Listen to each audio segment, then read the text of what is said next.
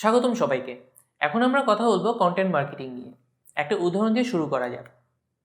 Just for baby নামে এই ব্লগে শিশুদের যত্ন নেওয়ার ব্যাপারে বিভিন্ন উপদেশ এবং টিপস থাকে, যা নতুন বাবা মায়েদের জন্য উপকারী। যেহেতু তাদের বেবি কেয়ার প্রোডাক্টও আছে এবং তাদের টার্গেট অডিয়েন্স হচ্ছে নতুন বাবা মা, এই ব্লগের মাধ্যমে তারা এই টার্গেট অডিয়েন্সের জন্য হেল্পফুল হয় এমন ইনফরমেটিভ কন্টেন্ট দিচ্ছে। এর মাধ্যমে তারা অডিয়েন্সের সাথে একটা লং টার্ম সম্পর্ক তৈরি করছে by showing them that they care. এতে অডিয়েন্সের মধ্যে জাস্ট ফর বেবি ব্র্যান্ড সম্পর্কে একটা ভালো ধারণা তৈরি হবে এবং হয়তো তাদের শিশুর যত্নের জন্য তারা তাদের বেবি কেয়ারের প্রোডাক্টগুলো কিনে নেবে। আরেকটা উদাহরণ দেখি আমরা। প্যাভিলিয়ন থেকে সুপার 11 নামে একটা ফ্যান্টাসি প্ল্যাটফর্মের সাথে ক্যাম্পেইন করেছিলাম। সেখানেও এরকম বেশ কিছু আর্টিকেল লেখা হয়েছিল। এটাকেও ডিরেক্টলি অ্যাড বলা বা বোঝা যাবে না। আরেকটা উদাহরণ দেখি আমরা। প্যাভিলিয়ন থেকে সুপার 11 নামে একটা ফ্যান্টাসি ক্রিকেট প্ল্যাটফর্মের সাথে ক্যাম্পেইন করেছিলাম। সেখানে এরকম বেশ কিছু আর্টিকেল লেখা হয়েছিল। এটাকেও ডিরেক্টলি অ্যাড বলে বোঝা যাবে না, কিন্তু আর্টিকেল থাম্বনেলের কালার বা ভিতরের কন্টেন্ট এসবের মধ্যে প্রমোশনটা চালানো হয়েছে। এই দুটো উদাহরণে কমন ব্যাপার হচ্ছে আর্টিকেলের ভিতরে সরাসরি কোনো প্রোডাক্ট প্রমোশন করা হচ্ছে না, কিন্তু কন্টেন্টের মাধ্যমে রিলেভেন্ট টার্গেট অডিয়েন্সের কাছে প্রয়োজনীয় ইনফরমেশনগুলো জানিয়ে দেওয়া হচ্ছে। অডিয়েন্সের সাথে একটা সম্পর্ক তৈরি করার উদ্দেশ্যে তাদের জন্য উপকারী এমন তথ্য এখানে উপস্থাপন করা হচ্ছে।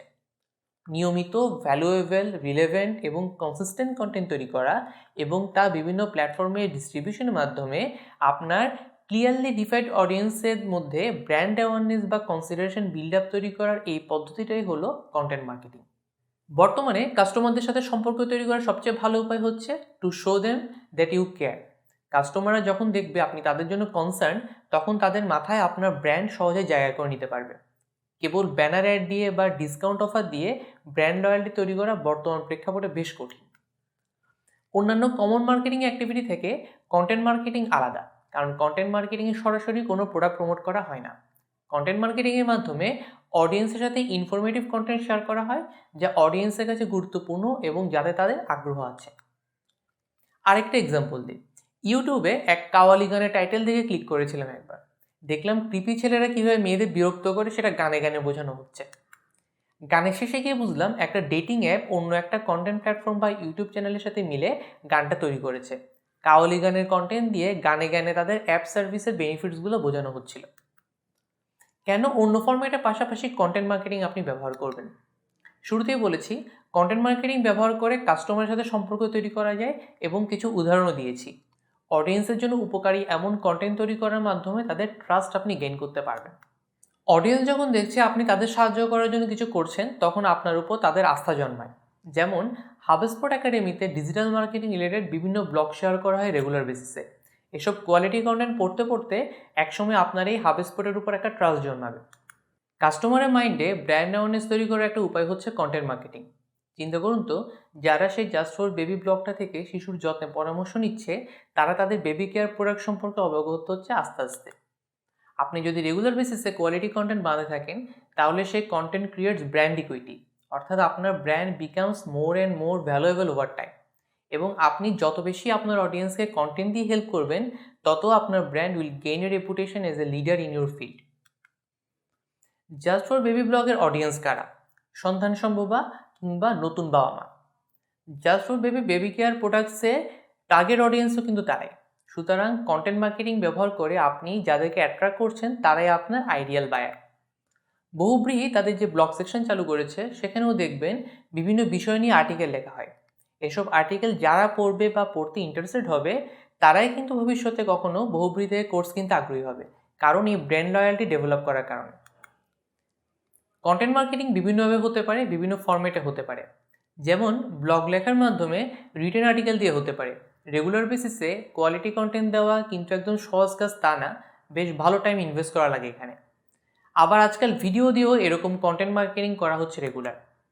এমনকি ইমেল, নিউজ লেটার, এখানেও ভালো কন্টেন্ট, টিপস, রিভিউ এসব দিতে পারেন কন্টেন্ট মার্কেটিংয়ের পার্ট হিসেবে। Podcast, webinar, free course, case study এসবের মাধ্যমেও নলেজ শেয়ারিং করে কন্টেন্ট মার্কেটিং করা যায়। আজকাল মিম কিংবা জিফের মাধ্যমেও কন্টেন্ট মার্কেটিং করা হচ্ছে।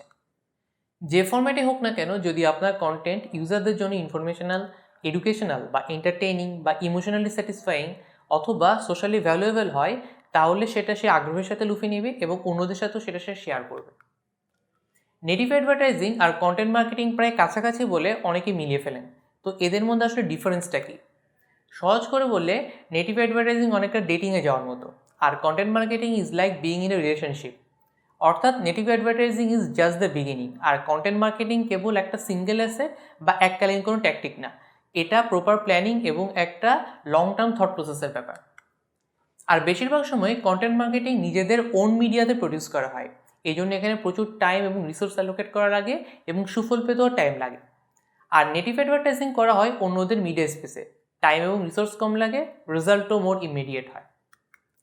ডিরেক্টলি রিলেভেন্ট না হলেও একটা উদাহরণ দিই, ভালো কন্টেন্টের গুরুত্ব বোঝাতে এক্সাম্পলটা দেওয়া উচিত। নেটফ্লিক্স কুইন্স গ্যাম্বিট সিরিজ করেছে চেস নিয়ে। অক্টোবরে সিরিজ রিলিজ হওয়ার পর বেশ পপুলার হয় সিরিজটা। এই ভালো কন্টেন্টের জন্য ওয়ার্ল্ড ওয়াইড চেস মার্কেটে কী কী ইম্প্যাক্ট পড়েছে জেনে নিই চলুন। বিভিন্ন চেস ওয়েবসাইটে ট্রাফিক এবং engagement levels are at all time high. অক্টোবরের 23 তারিখ সিরিজ রিলিজ হওয়ার পর গুগল জানিয়েছে গত 14 বছরের মধ্যে চেস শব্দটা সবচেয়ে বেশি সার্চ ইঞ্জিনে ব্যবহৃত হয়েছে নভেম্বর মাসে, এবং গত 9 বছরের মধ্যে হাউ টু প্লে চেস লিগে সবচেয়ে বেশি সার্চ দেওয়া হয়েছে। অনলাইন চেস ক্লাসে অনেক বেশি বেড়ে গিয়েছে। ইউটিউবে চেস রিলেটেড যেসব ভিডিও কন্টেন্ট ছিল সেগুলোর ভিউ সাই করে বেড়েছে এই সিরিজ রিলিজ হওয়ার পর। ইবেতে চেস সেট নিয়ে ইনকোয়ারি বেড়েছে 250%-এরও বেশি, এবং স্বাভাবিকভাবেই দাবা সরঞ্জামের বিক্রিও বেড়ে গিয়েছে। যে উপন্যাস থেকে সিরিজটা বানানো হয়েছে সেই দ্য কুইন গ্যাম্বিট বই রিলিজ হওয়ার 37 বছর পর আবার নিউ ইয়র্ক টাইমসের বেস্টসেলার লিস্টে চলে এসেছে। চেস.com-এ নতুন প্লেয়ারের সংখ্যা বেড়েছে প্রায় 5 গুণ। এই এক্সাম্পলটা এই জন্যই দিলাম, ভালো কন্টেন্ট কীভাবে বিজনেস ইনক্রিজ করতে পারে সেটা বোঝানোর জন্য। ভালো মানে কিউরেটেড কন্টেন্ট এভাবে ব্র্যান্ড অ্যাওয়ারনেস, ব্র্যান্ড রয়্যালটি বাড়ানোর পাশাপাশি সেলস জেনারেশনে হেল্প করে বেশ ভালোভাবে। সামারি করে বললে content marketing is a long term approach design to build trust, এবং আপনার কনজিউমারদেরকে এটা জানানো আপনার ব্র্যান্ড বা কোম্পানি তাদের প্রবলেমটা বুঝে কন্টেন্টের মাধ্যমে সলিউশনও দিচ্ছে তাদের, এবং একবার এই ট্রাস্ট এস্টাবলিশ হয়ে গেলে ইভেনচুয়ালি তাদেরকে মার্কেটিং ফানেলের মাধ্যমে পেইং কাস্টমার হিসেবে কনভার্ট করতে পারবেন। Happy learning.